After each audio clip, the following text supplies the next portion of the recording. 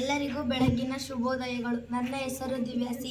ನಾನು ಸರ್ಕಾರಿ ಹಿರಿಯ ಪ್ರಾಥಮಿಕ ಕನ್ನಡ ಶಾಲೆ ಮಾಸೂರು ಇಲ್ಲಿ 6ನೇ ತರಗತಿಯಲ್ಲಿ ಓದುತ್ತಿದ್ದೇನೆ. ಇಂದು ನಾನು ಜಾನಪದ ಕಲೆಯ ಬಗ್ಗೆ 2 ನಿಮಿಷ ಮಾತನಾಡಲು ಬಯಸುತ್ತೇನೆ. ಜಾನಪದ ಕಲೆಯು ಜನರ ಬಾಯಿಂದ ಬಾಯಿಗೆ ಬಂದಂಥ ಒಂದು ಕಲೆ. ಜಾನಪದ ಎಂಬುದು ನಮ್ಮ ಹಿರಿಯರ ಆಚಾರ ವಿಚಾರ ಸಂಸ್ಕೃತಿ ಸಂಕೇತವೆಂದು ಹೇಳಬಹುದು. ಜಾನಪದವು ಯಾರಿಂದ ಯಾವಾಗ ಬಂತು ಎಂಬುದು ಹೇಳುವುದು ಕಷ್ಟ. ಇದು ಪ್ರಾದೇಶಿಕ ಕಲೆಯಾಗಿದೆ.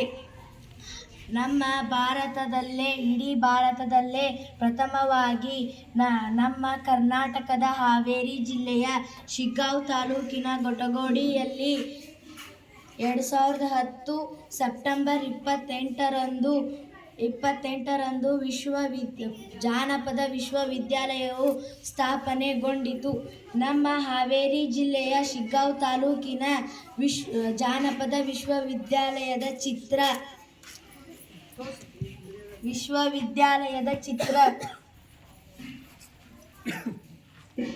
ಗೊಟ್ಗೋಡಿ ನೋಡ್ರಿಲ್ಲ, ಕರ್ನಾಟಕದಲ್ಲಿ ಪ್ರಥಮವಾಗಿ ಸ್ಥಾಪನೆ ಆಗಿದ್ದು. ಜಾನಪದ ನೃತ್ಯದಲ್ಲಿ ಹಲವಾರು ಪ್ರಕಾರಗಳು. ಅವುಗಳಲ್ಲಿ ಪ್ರಮುಖವಾದವುಗಳೆಂದರೆ ಯಕ್ಷಗಾನ, ಡೊಳ್ಳು ಕುಣಿತ, ವೀರಗಾಸೆ. ಇದು ಡೊಳ್ಳು ಕುಣಿತದ ಚಿತ್ರ.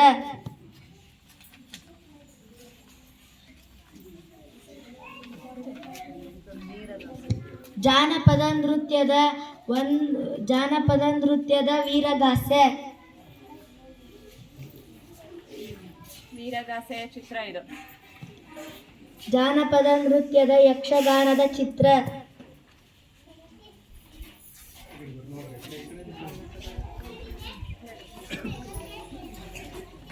ಜಾನಪದ ನೃತ್ಯದ ಪರಂಪರೆ ಸಂಸ್ಕೃತಿಯನ್ನು ಉಳಿಸುವುದು ನಮ್ಮೆಲ್ಲರ ಹೊಣೆಯಾಗಿದೆ.